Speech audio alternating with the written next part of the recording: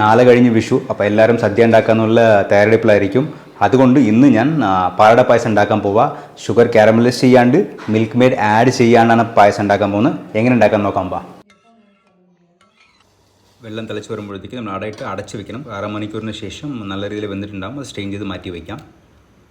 അപ്പോൾ നമ്മൾ 1.5 ലിറ്റർ വെള്ളം ഒഴിച്ചിട്ടുണ്ട്, 1 ലിറ്റർ പാൽ ഒഴിച്ചിട്ടുണ്ട്. ഇപ്പോൾ നമ്മൾ ടാസ്ക് എന്ന് വെച്ചാൽ ഈ സംഭവം നമ്മൾ 1 ലിറ്റർ ആയിട്ട് ഇങ്ങനെ കുറുക്കണം.